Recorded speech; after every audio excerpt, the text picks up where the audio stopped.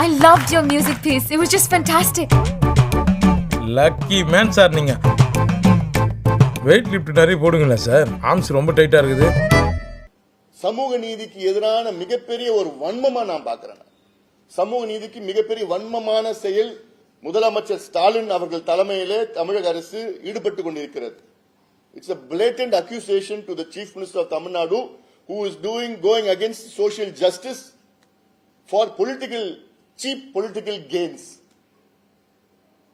சரி, let me come back to the data.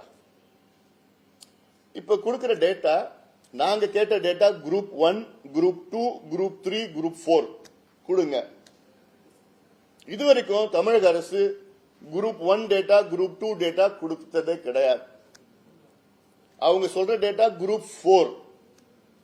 Group 4ல வன்னியர்கள் வந்து கான்ஸ்டபிள் லெவல்ல இவ்வளவு பேர் இருக்கிறாங்க, 12% கிடைச்சிருச்சு. அதையும் அந்த டேட்டாவும் என்ன, சில டேட்டா 2018 இருந்து கொடுக்கறாங்க, சில டேட்டா 10 ஆண்டுகள் டேட்டா கொடுக்கறாங்க, சில டேட்டா 5 ஆண்டுகள் கொடுக்கறாங்க. நாங்க கேட்கறது 20 ஆண்டுகள் கொடுங்க, 30 ஆண்டுகள் கொடுங்க. வன்னியர்கள் மட்டும் இல்ல, எல்லாத்துக்கும் கொடுங்க.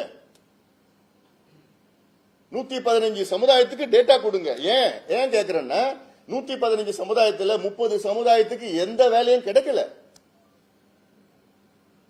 ஒரு வேலை கூட கிடைக்கல உங்களுக்கு. 30 சமுதாயம், முடி திருத்துகிறது சமுதாயம், யாருக்கும் வேலை கிடைக்கல. சலவை தொழிலாளர் சமுதாயம், யாருக்கும் வேலை கிடைக்கல. மலைக்கோரவர் சமுதாயம், யாருக்கும் வேலை கிடைக்கல. இது வெளிப்படுத்துங்க. நாங்க வன்னியர்கள் மட்டும் கேட்கல, எல்லாத்துக்கும் வெளிப்படுத்துங்க. ஏன்னா எம்பிசில ஒரு குறிப்பிட்ட சமுதாயங்கள் மட்டும்தான் எல்லாத்தையும் தட்டிட்டு போறாங்க. முக்கியமான வேலைகள் குரூப் 1, குரூப் 2. அதுக்கு நான் ஒரு உதாரணம் நான் சொல்றேன். இன்னைக்கு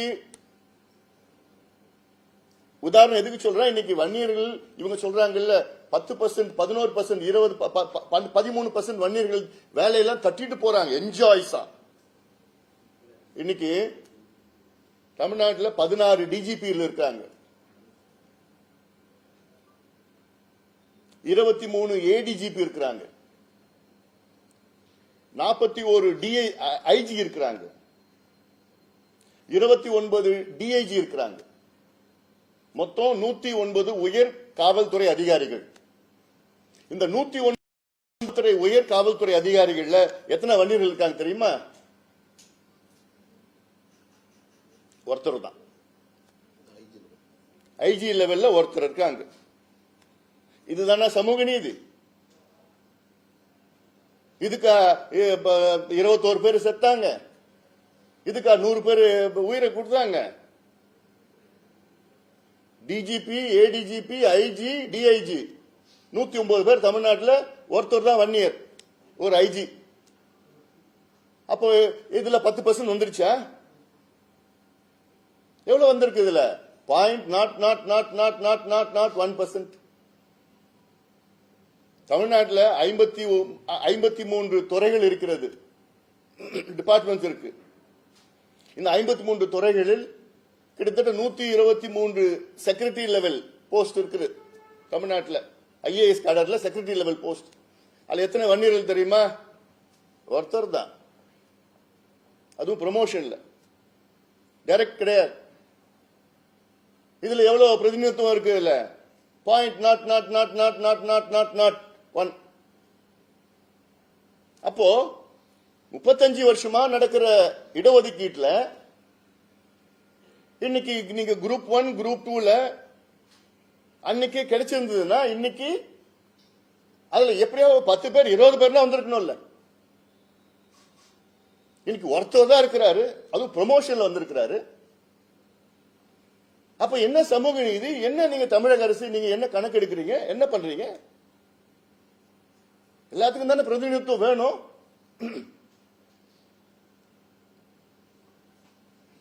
இத எங்களுக்கு இதுக்கு பதில் வேணும். எங்களுக்கு we want a white paper on MBC reservation right from 1989.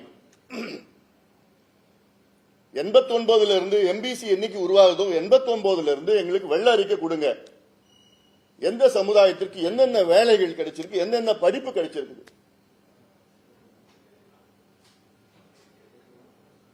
இதுல ஒரு செய்தி அந்த பேப்பர்ல, டெபுட்டி கலெக்டர் தமிழ்நாட்டில் 530 பேர், அதுல 63 பேர் வன்னியர்கள். அந்த 63 பேர் வன்னியர்கள் 23 பேர் தான் தேர்வு செய்யப்பட்டவர்கள், டைரக்ட் ரெக்ரூட்மெண்ட். மீதி பேர்லாம் ப்ரமோஷன்ல வந்தவங்க. 40 பேர் ப்ரமோஷன்ல வந்தவங்க, ரெவென்யூ இன்ஸ்பெக்டர்ல இருந்து ப்ரமோஷன்ல வந்தவங்க. எல்லாத்தையும் சேர்த்துட்டு 63 பேர். இது பார்த்தா 11%. என்னையா அநியாயம்? அதெல்லாம் என்ன அநியாயம்? தமிழ்நாட்டு இந்தியாவுக்கு சுதந்திரம் கிடைச்சி கிட்டத்தட்ட இன்னைக்கு 78 வருஷம் ஆயிடுச்சு. தமிழ்நாட்டில் பொறுத்த வரைக்கும் எங்களுக்கு 76 ஆண்டுகளுக்கு பிறகு, அதாவது 2 ஆண்டுகளுக்கு முன்பு தான் தமிழ்நாட்டில் முதல் முறையா ஒரு 1 இயர் கேண்டிடேட் டைரக்ட் ஐஏஎஸ் கிடைச்சிருக்கு. எந்த நிலையில் இருக்கு இந்த சமுதாயம்? After 76 years of independence, there was the first 1 year candidate who had got a direct placement in IAS in Tamil Nadu. 76 ஆண்டுகளுக்கு பிறகு கிடைக்குது. அப்போ இது என்ன சமூக நீதி நடக்குது? இப்போ இதுல யாரு கிடைச்சிருக்குது? என்ன கிடைச்சிருக்குது?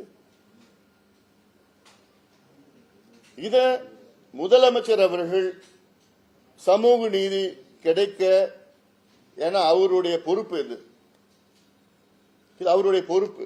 இது மாதிரி பொய் பிரச்சாரம் எல்லாம் நிறுத்துங்க முதலமைச்சர் அவர்களே. நீங்களும் உங்க அமைச்சர்களும் சேர்ந்து இந்த பொய் பிரச்சாரத்தை நிறுத்துங்க முதல்ல. இது என்ன பொறுத்த வாயில் நிறைய வார்த்தைகள் வருது, கோபமா இருக்கிறோம் நாங்க. இந்த கேடுகிட்ட செயலெல்லாம் நிறுத்துங்க, எல்லாம் வேண்டாம். உங்க அப்பா எப்படி இருந்தாரு? கலைஞருக்கு உண்மையான சமூக நீதி மேல அக்கறை உள்ளவர். அதனால்தான் ஒவ்வொரு முறையும் அவர் அணுகிறப்போ இது செய்யணும் இது செய்யணும்னு சொல்லி செஞ்சுட்டார். ஆனா நீங்க அரசியல் காரணத்துக்காக இது போன்ற மலிவான அரசியல், அதாவது சீப் பாலிடிக்ஸ், பொய் செய்தியை சொல்லிட்டு ஏன் உதவ் என்ன உங்க பேப்பர்ல என்ன எங்க கிட்ட கேட்க முடியாதா? ஹிந்து பேப்பர்ல நாங்க ஹிந்து பேப்பர் எவ்வளவு மதிக்கிறோம் நாங்க. அது ஒரு டேப்லர் காலம் வேற போட்டு வச்சிருக்கீங்க. Ramakrishnan is one of the most senior respected journalist. ஒரு ஆர்டிகல் போன்றீங்கன்னா எங்கிட்ட கேட்கணும்ல, எங்கிட்ட ஒப்பீனியன் கேட்கலாம்ல. பாலு நம்பர் வச்சிருக்கீங்கல்ல. அதுல என்ன ஒரு காலத்துல 2018 பத்தி அது மட்டும் தான் போட்டு வச்சிருக்கீங்க. குரூப் 4ல போட்டு வச்சிருக்கீங்க. அது இது எம்பிபிஎஸ் எவ்வளோ என்ன 10 வருஷத்துக்கு போட வேண்டியதானே? அதுல அது தெளிவா பண்ணலாம்ல, அது கேட்கலாம்ல, டீட்டெயில் கேட்கலாம்ல. அவங்க கொடுத்த டேட்டா கொடுத்தா அப்படியே போட்டுடுவீங்களா? கேட்க மாட்டீங்களா? ஏன் குரூப் 1 கேளுங்களா, எவ்வளவு கிடைச்சிருக்கு கேளுங்க. I will speak. ஏன்னா வேற பேப்பர்ல விட பரவாயில்ல, ஹிந்து பேப்பர்ல போய் இப்படி ஒரு சும்மா போய் ஒரு பொய் செய்றீங்க. And this is not a community issue, it's not a caste issue, it's a social justice issue. One of the most backward community is, நான் சொன்னேன்ல, போஸ்ட்ல டாப் போஸ்ட்ல ஒண்ணுமே கிடையாது. இன்னைக்கு கிடைச்சிருந்ததுன்னா யாராவது 109 பெரிய டாப் போலீஸ் ஆபீசர்ல ஒருத்தர் இருப்பாங்களா? This is the reality. இப்போ இது தமிழ்நாடு சிவில் சர்வீஸ் குரூப் 1, இது எங்களுக்கு கிடைச்சு நாங்க எப்படியோ எடுத்திருக்கிறோம், இந்த டேட்டா எடுத்திருக்கிறோம். குரூப் 1ல 2013ல டோட்டல் போஸ்ட் 79 போஸ்ட். அதுல எம்பிசிக்கு 16, அதுல எம்பிசி விக்கு 7, அது 1 இயர் எம்பிசி வினா 7 சொல்லிடுறேன் போட்டோ. மற்றபடி டிஎன்சி அதர் எம்பிசி எல்லாம் பாத்தீங்கன்னா 9. மொத்தம் எவ்வளவு வந்திருக்குன்னா 8.8 வந்திருக்கு குரூப் 1ல. இது 2013ல இருந்து 2015, 2019, 2020, 2024 இந்த வருஷமும் இப்போ கொஞ்ச நாளுக்கு முன்பு முதலமைச்சர் ஸ்டாலின் அவர்கள் 95 பேருக்கு அந்த இதை கொடுத்தார், அப்பாயின்மெண்ட் ஆர்டர் கொடுத்தார். குரூப் 1க்கு அப்பாயின்மெண்ட் ஆர்டர் கொடுத்தார் 2020 இந்த வருஷம். அதுல 19 பேரு தான் எம்பிசி. 95 அப்பாயின்மெண்ட்ஸ்ல 19 எம்பிசி. அதுல 1 இயர் எவ்வளவுனா 5 பேர் தான். டிஎன்சினா 6 பேர், அதர் எம்பிசினா 8 பேர். அப்ப மொத்தமா அதுல 1 இயருடைய பிரதிநிதித்துவம் எவ்வளவுனா only 5.2%. மற்றவங்களுக்கு எம்பிசில மற்றவங்களுக்கு வந்து 14.8%. அப்போ இதுல நான் ஒரு எக்ஸாம்பிள் சொல்றேன். இன்னைக்கு 14% இருக்கிற ஒரு கம்யூனிட்டிக்கு வெறும் 5% தான் கிடைக்குது எம்பிசில. 6.7% உள்ள மற்ற கம்யூனிட்டிஸ்க்கு 15% கிடைக்குது. மோர் தென் double R 2.5 times their strength. அப்ப இதுதான் சமூக நீதி, இதுதான் சோசியல் ஜஸ்டிஸா? இது ஒரு அரசாங்கம், ஒரு முதலமைச்சர் இது சரிப்படுத்தணும், இது ஸ்டடி பண்ணி சரிப்படுத்தணும். இன்னொன்னு பாத்தீங்கன்னா, ஒரு 5 நாட்களுக்கு முன்பு தான் backward class commission, Tamil Nadu backward class கமிஷனுக்கு வந்து ஒரு வருஷம் எக்ஸ்டென்ஷன் கொடுக்கறாங்க தமிழ்நாடு அரசு. என்ன சொல்லி கொடுக்கறாங்கன்னா, டேட்டா எடுக்கிறதுக்கு. இவங்களுக்கு கிட்டத்தட்ட 1.5 வருஷத்துக்கு முன்பு அப்பாயிண்ட் பண்ணாங்க. அப்ப 3 மாசம் டைம் கொடுத்தாங்க. அப்புறம் இன்னொரு 3 மாசம், அப்புறம் 6 மாசம், அப்புறம் இன்னொரு 6 மாசம். இப்போ 1 வருஷம். எதுக்குன்னா டேட்டா இல்ல. இது எக்ஸ்டென்ஷன் கொடுத்துட்டு 2 நாளுக்கு அப்புறம் டேட்டா வெளியில கொடுக்கறாங்க, மீடியா கொடுக்கறாங்க டேட்டா. அப்ப இதுல யார் பைத்தியக்காரங்க தெரியல எனக்கு. டிஎன்பிஎஸ்சி பைத்தியக்காரங்களா, இது பேக்வர்ட் கிளாஸ் கமிஷன் பைத்தியக்காரங்களா, இல்ல மக்கள் பைத்தியக்காரங்களா? நீ ஒரு பக்கம் எக்ஸ்டென்ஷன் கொடுக்குறீங்க, 1 வருஷம் டேட்டா கலெக்ட் பண்ணுன்னு, 2 நாள்ல டேட்டா நீங்க வெளியிடுறீங்க, அது செலக்டட் டேட்டா வெளியிடுறீங்க. அப்ப என்னதான் நாடகம் நடிக்கிறீங்க? என்ன நாடகம் இதுல? எதுக்கு நாடகம்? இந்த நாடகம் என்ன டிராமா இது? திமுகவுக்கும் சமூக நீதிக்கும் எள்ளளவும் சம்பந்தமே கிடையாது. நான் பலமுறை சொல்லியிருக்கிறேன். நான் இன்னொரு எக்ஸாம்பிள் நான் சொல்றேன். அதுக்கு இது திமுகவுடைய அவங்களுடைய கட்சியினுடைய இன்டர்னல் இஷ்யூ. அது நான் இப்பயே சொல்றேன். It is their internal problem of the team DMK, whatever I am saying இருக்கு. இதுல எல்லா சமுதாயத்துக்கும் அமைச்சர் பதவி கொடுக்கணும். அதுல நியாயம் நிச்சயமா எல்லா சமுதாயம் கிடைக்கணும். நான் யாருமே வந்து இழிவா நான் பேசல, யாரும் வந்து அதிகமா நான் பேசல. நான் but I want to expose the DMK's social justice blank talk. உதாரணம், இப்போ நடந்து முடிய சட்டமன்ற தேர்தல் திமுகவுக்கு வந்து 131 சட்டமன்ற உறுப்பினர்கள் வெற்றி பெற்றார்கள். அந்த 131 பேர்ல சமுதாயத்தில், அதாவது ஒரு சமுதாயம் அதிகமான எண்ணிக்கையில் வெற்றி பெற்றது வந்து வன்னியர் சமுதாயம், 23 சட்டமன்ற உறுப்பினர்கள். அவர்களுக்கு வெறும் 3 அமைச்சர்கள் தான் கொடுத்திருக்கிறாங்க. 2வது அதிகமா வெற்றி பெற்ற சமுதாயம் பாத்தீங்கன்னா பட்டியலின சமுதாயம், தாழ்த்தப்பட்ட சமுதாயம், 21 இடத்துல வெற்றி பெற்றிருக்கிறார்கள். அவங்களுக்கும் வெறும் 3 அமைச்சர்கள் தான் கொடுத்திருக்கிறாங்க. அடுத்தது முக்குளத்தோர் சமுதாயம், தேவர் சமுதாயம், அவர்கள் வந்து 12 நாடாளுமன்ற சட்டமன்ற உறுப்பினர் வெற்றி பெற்றிருக்கிறார்கள். அவர்களுக்கு 5 அமைச்சர்கள். நான் யாருக்கும் கொடுக்க வேணாம், நான் யாரும் சொல்லல. நான் அடுத்தது வெள்ளாள கவுண்டர் சமுதாயம், 9 சட்டமன்ற உறுப்பினர் வெற்றி பெற்றார்கள். அவர்களுக்கு 3 அமைச்சர்கள். அடுத்தது நாடார் சமுதாயம், 7 சட்டமன்ற உறுப்பினர்கள் வெற்றி பெற்றார்கள். அவர்களுக்கு 3 உறுப்பினர்கள். அடுத்தது நாயுடு சமுதாயம், 15 சட்டமன்ற உறுப்பினர் வெற்றி பெற்றார்கள். அவர்களுக்கு 3 அமைச்சர்கள். அடுத்தது முதலியார் சமுதாயம், 10 உறுப்பினர்கள் வெற்றி பெற்றார்கள். அவர்களுக்கு 2 உறுப்பினர்கள். அடுத்தது இசைவேளாளர் சமுதாயம், 2 உறுப்பினர்கள், 2 அமைச்சர்கள். அது யாருன்னு உங்களுக்கு தெரியும். அடுத்தது 3 ரெட்டியார் சமுதாயம் உறுப்பினர்கள், அதற்கு 2 அமைச்சர்கள். அதுக்கப்புறம் மற்றதெல்லாம் பாத்தீங்கன்னா ஒன்னு தான் வந்திருக்குது. இன்னும் எல்லாத்துக்கும் கொடுக்கணும். முத்தரையர்களுக்கு பார்த்தா 4 பேர் ஜெயிச்சிருக்காங்க, நான் 1 தான் கொடுத்திருக்காங்க. இஸ்லாமியர்களுக்கு 3 வெற்றி பெற்றிருக்காங்க, 1 கொடுத்திருக்காங்க. இப்படி மீனவர்கள் சமுதாயம் வந்து 2 வெற்றி பெற்றிருக்காங்க, 1 கொடுத்திருக்காங்க. இப்படி எல்லாம் இருக்கு. நான் இன்னும் கூடுதலா கொடுக்கணும், தப்பு கிடையாது, எல்லாம் நான் யாரும் சொல்லல. ஆனா 2 பெரிய சமுதாயம், தாழ்த்தப்பட்ட சமுதாயமும் சரி, வன்னியர் சமுதாயமும் சரி, திமுகவுக்கு அதிக சட்டமன்ற உறுப்பினர்கள் பெற்றுக் கொடுத்திருக்கின்றார்கள்.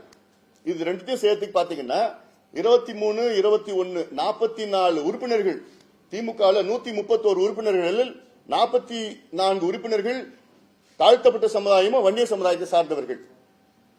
ஆனா இவங்களுக்கு கிடைச்சது எவ்வளவு அமைச்சர் பதவினா வெறும் 6% எடுத்துங்க. 34ல 6ன்னா எவ்வளவு? கிட்டத்தட்ட ஒரு 17.5%, அதிகமா 18% வச்சுக்கலாம். ஆனா இந்த ரெண்டு சமுதாயம் திமுகவுக்கு கொடுத்த சட்டமன்ற உறுப்பினர்கள் எவ்வளவு பர்சன்டேஜ் பாத்தீங்கன்னா it is coming to nearly about ஒரு 40% வருது. 35-36% வருது. அப்போ இதுதான் திமுகவின் சமூக நீதியா? அதுவும் பட்டியலின சமுதாயத்துல அங்க இருக்கின்ற அமைச்சர்களோட நிலையை பாருங்க. திமுகல 34 அமைச்சர்கள், அதுல புரோட்டோகால் படி பார்த்தா முதலமைச்சர் முதல் புரோட்டோகால், இரண்டாவது புரோட்டோகால் துரைமுருகன் கிடைச்சிருக்கு. ஆனா கடைசியில புரோட்டோகால் 34வது அமைச்சருடைய புரோட்டோகால் யாருன்னா கயல்விழி செல்வராஜ்.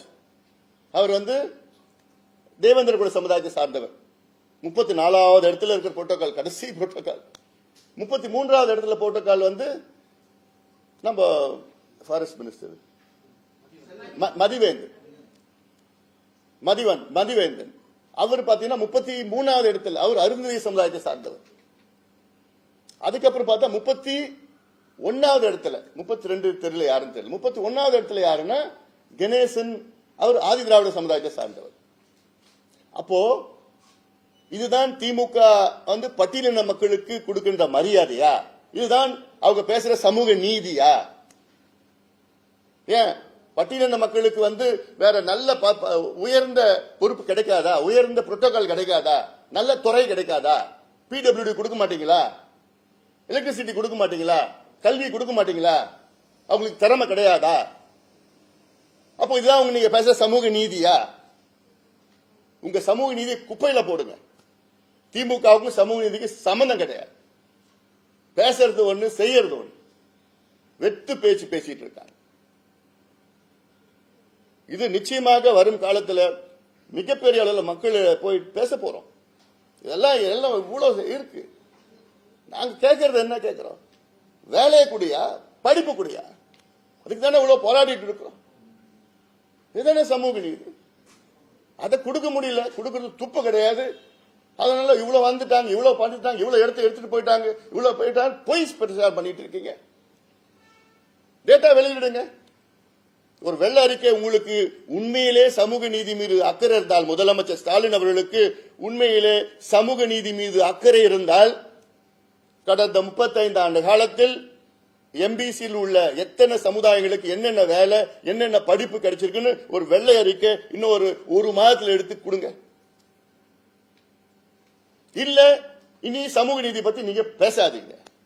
பேச தகுதி கிடையாது உங்களுக்குலாம். ஏன்னா கலைஞருக்கு அவ்வளவு இருந்து, அப்படிப்பட்ட கலைஞரை இன்னைக்கு மரீனா கடற்கரையில் அடக்கம் பண்ண வச்சதே நாங்க தான். நாங்க இல்லைன்னா இன்னைக்கு அவரு மரீனா கடற்கரை அடக்கம். சரி, I don't want to get I don't want to digress in subject. அதனால இந்த டேட்டா வெளியில கொண்டு வரணும். உண்மையான டேட்டா வெளியில கொண்டு வாங்க. இத நிச்சயமாக முதலமைச்சர் அவர்கள் செய்யணும். சட்டமன்றத்துக்குள்ள தவறான தகவல்களை தொடர்ந்து அமைச்சர்கள் கொடுத்துட்டு வராங்க. இதெல்லாம் நிறுத்திக் கொள்ளுங்கள். நாங்க கேட்கறது நியாயமான பிரதிநிதித்துவம் கேட்கிறோம், அவ்வளவுதான். நியாயமா கொடுங்க. அநியாயமா அவ்வளவு வேண்டாம். நியாயமானது கொடுங்க. அது வன்னிய சமுதாயத்துக்கோ இருந்தாலும் சரி, தாழ்த்தப்பட்ட சமுதாயத்துக்கு இருந்தாலும் சரி, அது முத்திரைய சமுதாயத்துக்கு இருந்தாலும் சரி, சலவை தொழிலாளருக்கு இருந்தாலும் சரி, முடித்திருத்துகிற சமுதாயத்தில் இருந்தாலும் சரி, மீனவ சமுதாயத்தில் இருந்தாலும் சரி, மலைக்கோரவர் சமுதாயத்தில் இருந்தாலும் சரி, இந்த சமுதாயங்கள் எல்லாம் முன்னேற விடுங்கள், முன்னேற்றம் அடைய வேண்டும். அதுதான் எங்களுடைய நீதி, உண்மையான அதுதான் சமூக நீதி. அதான் எங்களுடைய கோரிக்கையா நாங்கள் வச்சிருக்கிறோம். அதுக்காக தான் இந்த ஊடக சந்திப்பு.